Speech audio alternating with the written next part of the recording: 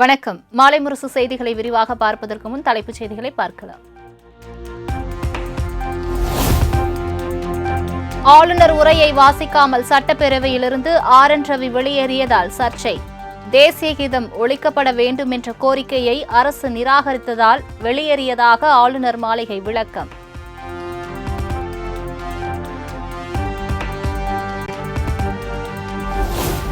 தமிழ்த்தாய் வாழ்த்து தமிழர்களின் அடையாளம். ஆளுநருக்காக தமிழக சட்டப்பேரவையின் மரபை ஒருபோதும் மாற்ற முடியாது என்றும் சபாநாயகர் அப்பாவு திட்டவட்டம். தமிழ்நாடு, தமிழ் கலாச்சாரம், பண்பாடு, தமிழருடைய நாகரிகம், தமிழ் மொழி அடையாளம் நமக்கு. அதுதான் நம்ம எல்லாருக்கும் அடையாளம். தமிழ்த்தாய் வாழ்த்து அது எல்லா இடங்களிலையும் இதான் நடக்குது. தமிழ்நாடு முழுதும் எல்லா இடங்களிலையும் அரசு நிகழ்ச்சிகள் இதுதான் நம்ம பண்ணுறோம்.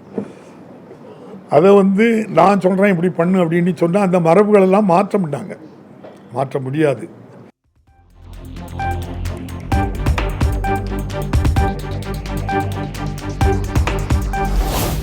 ஆளுநர் உரையை ஆர்.என். ரவி வாசிக்காமல் சென்றது சிறுபிள்ளைத்தனமானது என முதலமைச்சர் மு.க.ஸ்டாலின் கண்டனம். தமிழ்நாட்டு மக்களையும் அரசையும் தொடர்ந்து அவமதிக்கும் ஆளுநரின் செயல் அவர் வகிக்கும் பதவிக்கு அழகல்ல என காட்டம்.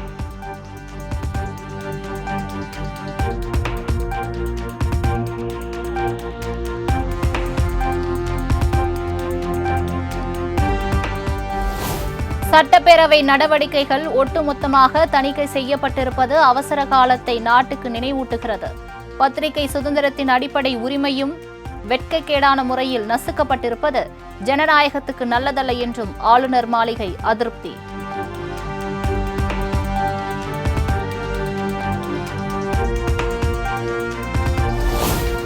சட்டப்பேரவை கூட்டத்தொடரை ஆளுநர் ஆர்.என். ரவி புறக்கணித்த நிலையில் அவரது தமிழ் உரையை வாசித்தார் சபாநாயகர் அப்பாவு. தேசிய மக்கள் தொகை கணக்கெடுப்பினை மத்திய அரசு உடனடியாக தொடங்க வேண்டும் என வலியுறுத்தல்.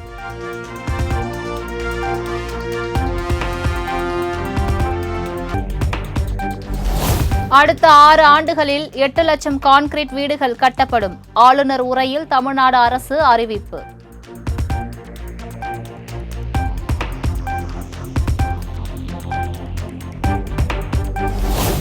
மாணவி வன்கொடுமை விவகாரத்தில் கையில் பதாகையை ஏந்தியபடி அரசுக்கு எதிராக அதிமுகவினர் போராட்டம்.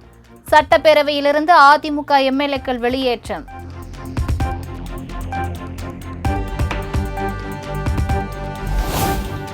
வரலாற்றிலேயே திமுக ஆட்சியில்தான் ஆளுநர் உரையை சபாநாயகரே வாசிக்கிறார். ஆளுநர் உரையில் எந்த ஒரு பெரிய திட்டமும் இல்லை என எதிர்க்கட்சித் தலைவர் எடப்பாடி பழனிசாமி குற்றச்சாட்டு. சபாநாயகர் உரையாற்றுகின்றார்கள். நம்முடைய வரலாற்றிலேயே சபாநாயகர் உரையாற்றுவது முதல் முறை. இது மேதக ஆளுநர் உரையல்ல, சபாநாயகர் உரையாகத்தான் பார்க்கப்படுகிறது.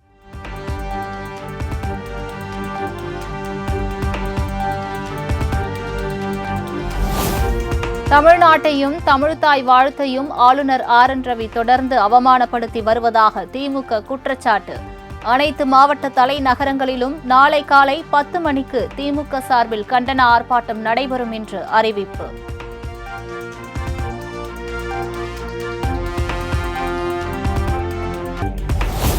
ஆளுநர் உரை ஏமாற்றம் அளிப்பதாக பாமக நிறுவனர் மருத்துவர் ராமதாஸ் அறிக்கை. சட்டியில் இல்லாததால் அகப்பையில் வரவில்லை என விமர்சனம்.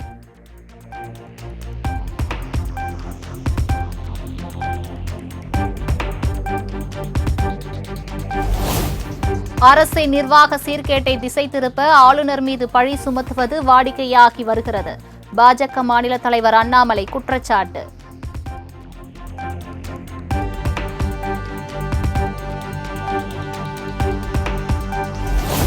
சட்டமன்ற உரையை தவிர்க்க வேண்டும் என்ற திட்டத்தோடு ஆளுநர் வருகை தந்ததாக திருமாவளவன் குற்றச்சாட்டு. ஆளுநரின் போக்கு சட்டமன்றத்தை அவமதிக்கும் செயல் எனவும் விமர்சனம். இறுதியாகத்தான் இசைத்து வருகிறோம் என்பதை முதலில் அவர் தெரிந்து கொள்ள வேண்டும். அதையே இன்னும் அவர் அறிந்திராமல் இருப்பது அதிர்ச்சி அளிக்கிறது. அல்லது அறிந்தும் வேண்டுமென்றே அதை பிரச்சனையாக்குவது கண்டிக்கத்தக்கது. ஆளுநரின் இந்த போக்கு தமிழ்நாடு சட்டமன்ற மரபை அவமதிக்கிறது.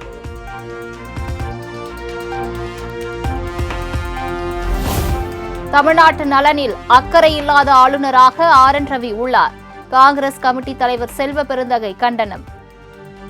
ஆளுநராக இருக்கிறார், அக்கறை இல்லை என்றாலும் பரவாயில்லை, எதிரான நிலையை எடுக்கிறார், மும்மொழி கொள்கையை ஆதரிக்கிறார், தேசிய கல்விக் கொள்கையை கொண்டு வர வேண்டும் என்று அதை ஆதரித்து பேசுகிறார். பெரும்பான்மை மக்களால் தேர்ந்தெடுக்கப்பட்ட ஒரு ஆட்சி இருக்கும் பொழுது தி பேரலர் கவர்மெண்ட், மாற்று அரசாங்கத்தை நடத்த வேண்டும் என்று துடித்துக் கொண்டிருக்கிறார். இது கூட்டாட்சி தத்துவத்திற்கு எதிரானது.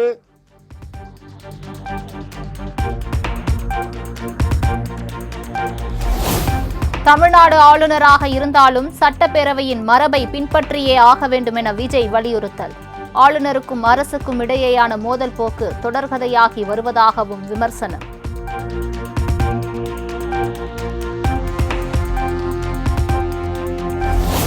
உரையை வாசிக்காமல் சட்டப்பேரவையில் இருந்து ஆளுநர் வெளியேறியது ஏற்புடையது அல்ல. ஆளுநரின் வெளிநடப்பு குறித்து நாம் தமிழர் கட்சியின் தலைமை ஒருங்கிணைப்பாளர் சீமான் கண்டனம். அவரவர் தாய்மொழிக்கு முன்னுரிமை இருக்கணும். அதுக்குதான் இது நாடு, அதுக்குத்தான் மாநிலங்கள் மொழி வழியே தேசிய இனங்கள் நீளங்கள் பிரித்து கொடுக்கப்பட்டிருக்கு. இங்க முதல்ல அதை பாடணும்னா, முதல்ல எங்க அம்மாவுக்கு மகனா இருந்தா தான் நான் அத்தைக்கு மருமகனாக முடியும். அதுக்கு 22 வருஷம் ஆகுது நான் அத்தைக்கு மருமகனாக. எனக்கு உயிர் கொடுத்து உயிர் பால் ஊட்டி வளர்த்த என் தாய்க்கு நான் அன்பும் பாசமும் உண்மையும் காட்டி இருக்கிறதா? அது என்ன ஒரு அடிப்படை இல்லாத இதை வந்து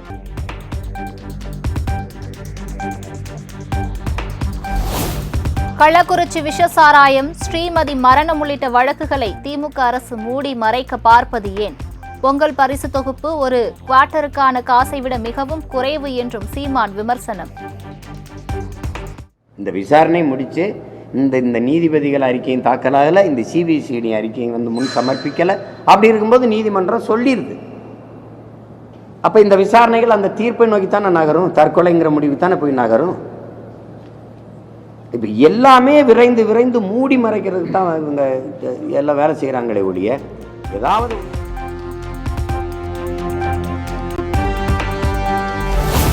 தமிழகத்தில் சர்வாதிகார ஆட்சி நடப்பதாக முன்னாள் அமைச்சர் ஜெயக்குமார் விமர்சனம். நெல்லிக்காய் மூட்டையை போல விரைவில் திமுக கூட்டணி சிதறும் எனவும் ஆரூடம்.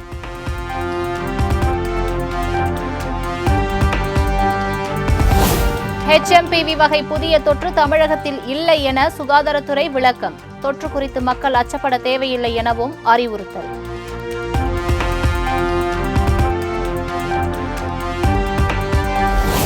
இந்தியாவில் HMPV தொற்றால் பாதிக்கப்பட்டோர் எண்ணிக்கை 4ஆக அதிகரிப்பு.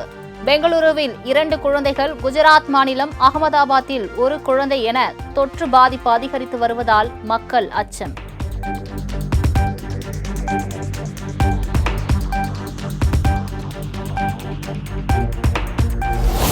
பெங்களூருவில் 2 குழந்தைகளுக்கு HMPV தொற்று உறுதி செய்யப்பட்டதன் எதிரொலி. பொதுமக்கள் அனைவரும் மாஸ்க் அணிய வேண்டும் என கர்நாடக அரசு அறிவுறுத்தல்.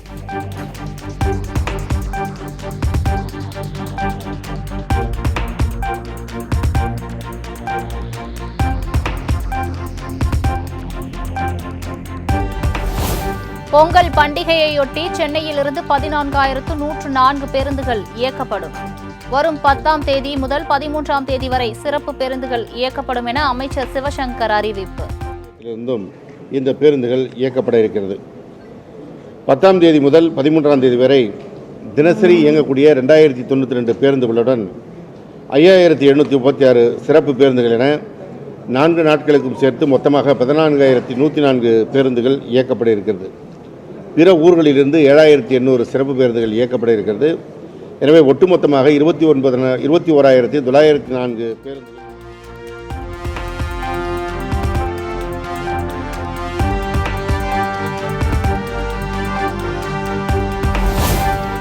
ECR காஞ்சிபுரம், வேலூர், திருத்தணி மார்க்கமாக செல்லும் பேருந்துகளை கோயம்பேட்டிலிருந்து இயக்கப்படும். மாதவரத்திலிருந்து திருச்சி, சேலம், கும்பகோணம், திருவண்ணாமலை செல்ல குறிப்பிட்ட சில பேருந்துகள் இயக்கப்படும் எனவும் பேட்டி.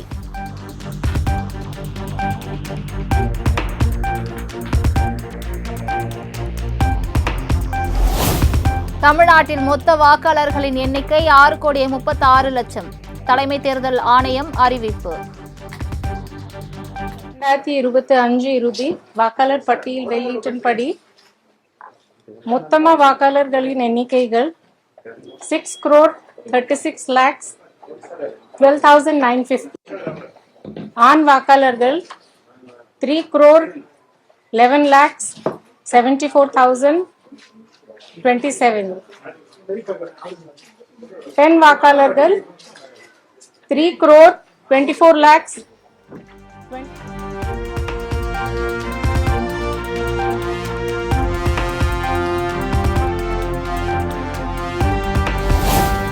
பதினாறு சட்டமன்ற தொகுதிகள் உள்ளடக்கிய சென்னை மாவட்டத்தில் 40,15,000 வாக்காளர்கள். தமிழ்நாடு தலைமை தேர்தல் அதிகாரி அர்ச்சனா பட்நாயக் பேட்டி.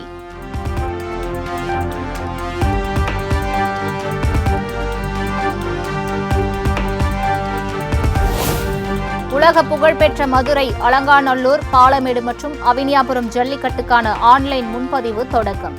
பெயர்களை பதிவிட ஆவணங்களுடன் இ-சேவை மையங்களில் குவிந்த மாடுபிடி வீரர்கள்.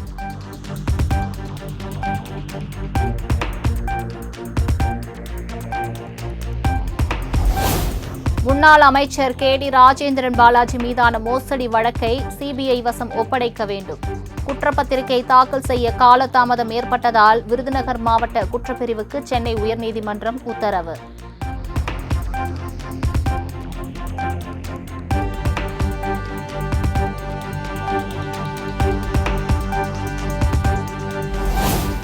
திருச்சி மாநகராட்சியுடன் 11 ஊராட்சிகளை இணைக்க மக்கள் கடும் எதிர்ப்பு.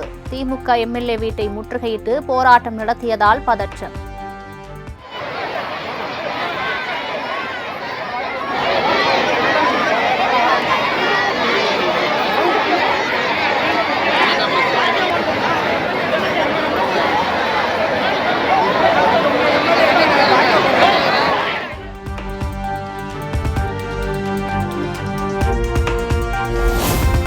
சிவகங்கை நகராட்சியுடன் ஊராட்சிகளை இணைக்க எதிர்ப்பு தெரிவித்து ஆட்சியர் அலுவலகத்தை முற்றுகையிட்டு மக்கள் போராட்டம்.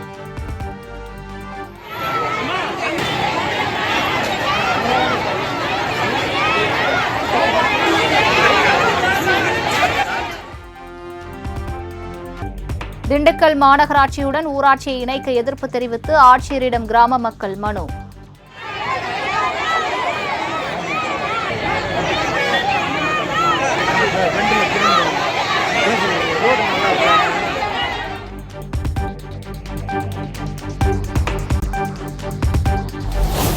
தமிழக அரசு பொங்கல் பரிசு தொகுப்புடன் 1000 ரூபாய் வழங்க வேண்டி தமிழகம் முழுவதும் தேமுதிக சார்பில் ஆர்ப்பாட்டம். தடையை மீறி போராட்டத்தில் ஈடுபட முயன்ற தேமுதிகவிற்கு போலீசாருக்கும் இடையே தள்ளுமுள்ளு.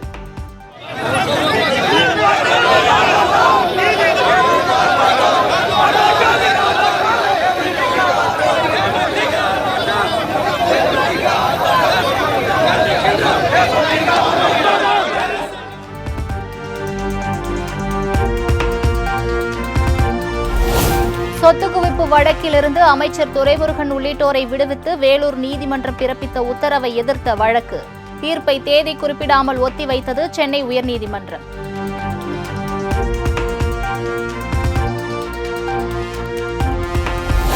ராமேஸ்வரத்தில் பெண்கள் உடைமாற்றும் அறையில் ரகசிய கேமரா பொருத்தப்பட்ட விவகாரம். குற்றவாளிகள் 2 பேருக்கான நீதிமன்ற காவலை வரும் 21ஆம் தேதி வரை நீட்டித்து ராமேஸ்வரம் நீதிமன்றம் உத்தரவு.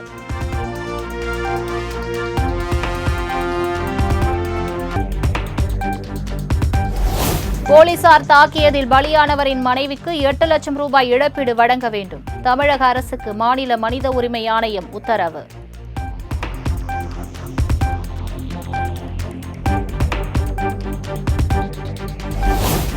சத்தீஸ்கர் மாநிலம் பிஜப்பூர் பகுதியில் நக்சலைடுகள் நடத்திய தாக்குதலில் ராணுவ வீரர்கள் 9 பேர் வீரமரணம். சாலையில் புதைத்து வைக்கப்பட்டிருந்த குண்டு வெடித்ததில் ராணுவ வாகனம் வெடித்து சிதறியதாக அதிர்ச்சி தகவல்.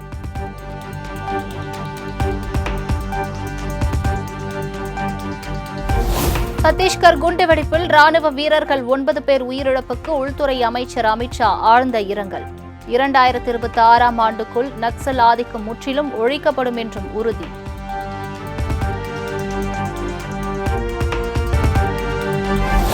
விண்வெளியில் 2 செயற்கைக்கோள்களை இணைக்கும் டாக்கிங் பணி ஜனவரி 9ஆம் தேதிக்கு ஒத்திவைப்பு. செயற்கைக்கோள்களை விண்வெளியில் இணைக்கும் பணி நாளை நடைபெற இருந்த நிலையில் இஸ்ரோ அறிவிப்பு.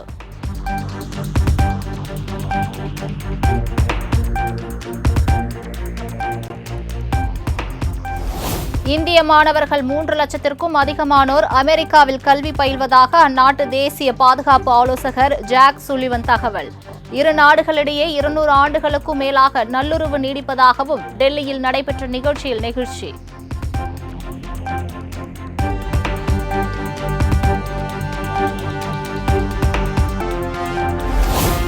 அண்ணா பல்கலைக்கழக பாலியல் வன்கொடுமை விவகாரத்தில் பாதிக்கப்பட்ட பெண் பக்கம்தான் நிற்க வேண்டும்.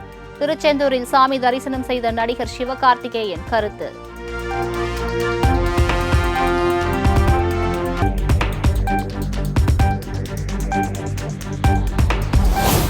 சென்னை விமான நிலையத்திற்கு வருகை தந்த இசை புயல் AR ரஹ்மானுடன் செல்ஃபி எடுக்க முற்பட்ட ரசிகர்கள். அனைவருக்கும் புத்தாண்டு வாழ்த்துக்கள் என கூறி காரில் ஏறி சென்றதால் ஏமாற்றம்.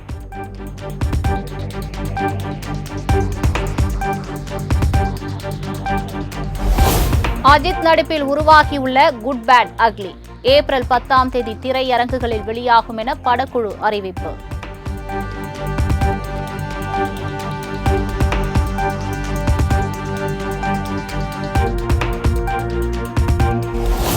சென்னையில் நடைபெற்ற மதகஜ ராஜா ரீ-ரிலீஸ் நிகழ்ச்சியில் பங்கேற்ற நடிகர் விஷால் பேச முடியாமல் இருந்த வீடியோ வைரல்.